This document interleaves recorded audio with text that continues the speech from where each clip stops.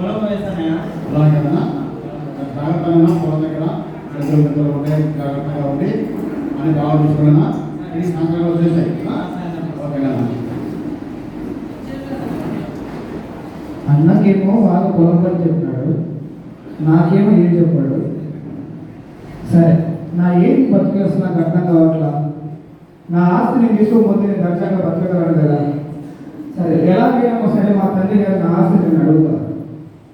నాడా నాడా చెప్తున్నాడా? చెప్తున్నానా? నాడా, నాకు నా ఆస్తి కావాలి. ఎందుకన్నా? లేదు, నేను ఇక్కడ సరిగా బతకలేకపోతున్నాను, ఇక్కడ ఉండలేకపోతున్నాను. నీకు సంతోషం లేదా? లేదు. ఆనందం లేదా? లేదు. నెమ్మది లేదా? లేదు. ఎందుకు నా ఆస్తి? నా ఆస్తి నాకు పంచిపెట్టండి. నాకు ఇక్కడ మించిన ఆనందం నాకు ఇంకా దొరుకుతుంది. నీకు సంతోషం కాకపోతే పోలేకపోతే వద్దులన్నా. లేదండి, మీరు ఏమని అనుకున్నారు గారు, నా ఆస్తి నాకు ఇవ్వాల్సిందే. మీరు చన్నా ఏం చేయాలప్పా? అదేమో నా ఆస్తి నాకు మొత్తం ఇచ్చేటన్నాడు.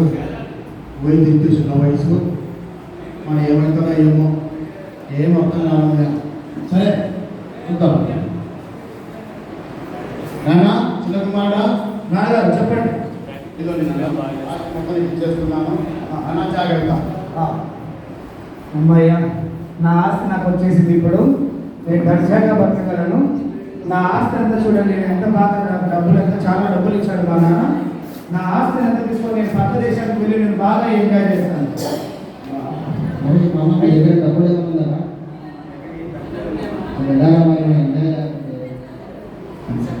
అరే, నా దగ్గర డబ్బులు చూస్తే చాలా ఉంది. నాకు ఇక్కడ నాకు తెలియని దేశానికి నేను వచ్చాను. నాకు ఇక్కడ ఎవరైనా పరిచయం అయితే బాగుంటుంది. ఏమో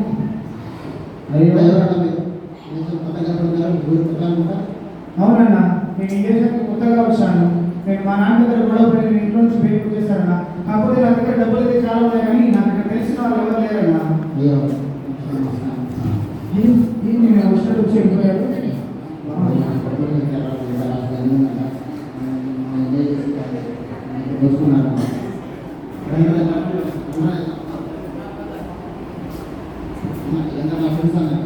అవునా?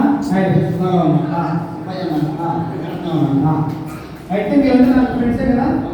సరే, నా దగ్గర డబ్బులు చాలా ఉన్నాయి. సరే, మనం అందరం ఎంజాయ్ చేద్దాం. రండి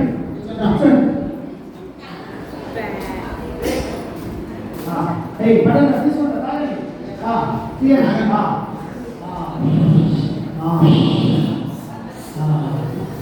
అరే, ఈనాడు నేను మా నాన్న దగ్గర ఎన్నో కష్టాలు పడకుండా మా నాన్న ప్రదేశాలు ఉంచాక, కానీ మీరంతా నాకు దొరికారు కదా.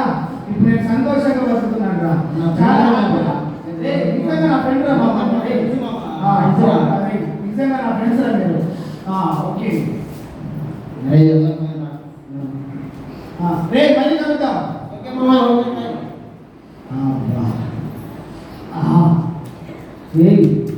చాలా సంతోషంగా ఉంది. అక్కడ తండ్రి దగ్గర నాకు సంతోషం దొరకలేదు. అబ్బో నిజంగా ఇక్కడ ఎంత ఆనందం ఉంది. సరే, నేను ఇంకా వెళ్ళి నేను చాలా కొన్నాను. నా దగ్గర ఇంకా ఏమున్నాయి నేను చూసుకుందాం. అయ్యో, నా దగ్గర డబ్బులు మొత్తం అయిపోయాయా?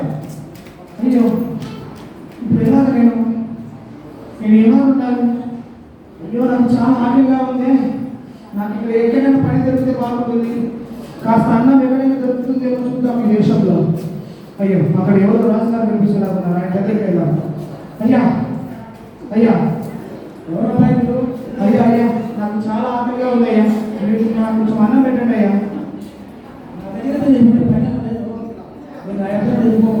అయ్యా, మీ దగ్గర ఏ పని నేను చేస్తానయ్యా. నాకు కొంచెం అన్నం పెట్టండి అయ్యా.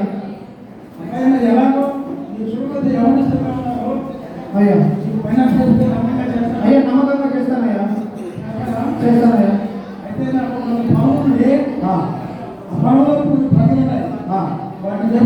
మేపుతానయ్యా. నాకు కొంచెం అన్నం పెట్టిందయ్యా. తర్వాత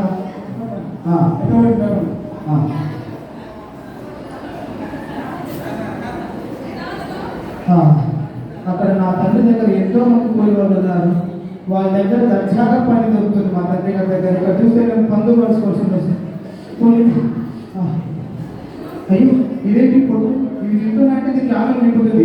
సరే దీన్ని తింటే నాతో ఏమో ఆకలి నిండుతుందేమో. అయ్యో అయ్యో నాకు నా దగ్గర చాలా మంది కులవాళ్ళు ఉన్నారు, వాళ్ళకి సమృద్ధిగా ఆహారం ఉంది, నాకు ఇక్కడ ఆహారం లేదు. సరే ఎలాగైనా సరే నా తండ్రి దగ్గరికి వెళ్ళి నేను క్షమాపణ ఒప్పుకోవాలి. తండ్రి పరలోకంలో విరుద్ధం కాను నీ ఎదుట నేను పాపం చేసింది. అయ్యో నీ కుమారుడు నడిపించడం నాకు యోగ్యత లేదని చెప్పేసి నా తండ్రి దగ్గరికి వెళ్ళి నేను బతిమాలుకుంటాను.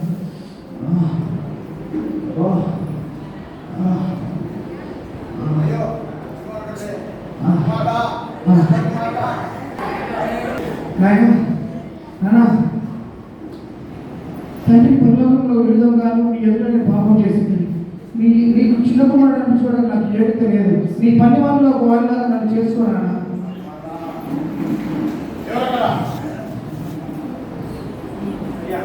ఇదిగో నా చిన్న కుమారుడు తప్పిపోయి దొరికాను, చనిపోయి తిరిగి మొదలుపెట్టాను కనుక వాళ్ళ కొరకు వృద్ధి చేస్తాం, వాళ్ళ కొరకు అద్భుతపరచు. ఎవరక్కడ నా చిన్న కుమారుడికి స్నానం చేపిస్తే వస్త్రములు తొలగించి కాళ్ళకు చెప్పులు గడ్డలు అని సిద్ధపరచు.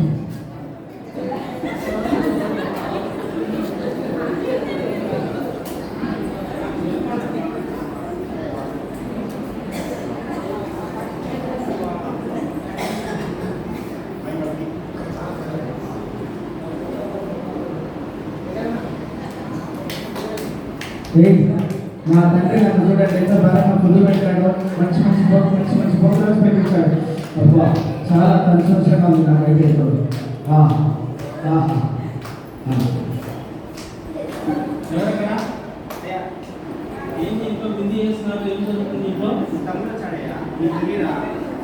తమ్ముడు వచ్చాడా? ఆస్తి తీసుకొని పోయినాడు, మళ్ళీ వచ్చాడు. నాయనా నాయనా తమ్ముడు వచ్చాడట, మన ఆస్తి వాడు తీసుకుపోయాడు కదా, మళ్ళీ ఎందుకు వచ్చాడు? ఆయన నీ తమ్ముడు చనిపోయి తిరిగి మన సత్యం కనుక ఎన్ని నీవే కదా మొత్తం అని ఇలానేనా? నేను నా ఫ్రెండ్స్తో ఉన్నప్పుడు నా కోసం చేయలేదు, నువ్వు పార్టీ చేయలేదే. ఇప్పుడు వాడి ఆస్తి వాడు తీసుకుపోయినాడు కదా, నువ్వు మళ్ళీ ఎట్లా విందు చేస్తున్నావు మన కోసం? వాడు జాగ్రత్తం చేసి వాడు మన ఇష్టాన్ని వాడు బతికి వాడు ఆస్తి తీసుకుపోయినప్పుడు నువ్వు ఎట్లా విందు చేస్తున్నావు కోరుకొచ్చి? ఆయన ఎల్లకాలం మాట్లాడుతున్నావు, ఎన్ని నీవే ఆయన నీ తమ్మ దొరికింది ఆయన, నా సంతోషిద్దాం ఆయన.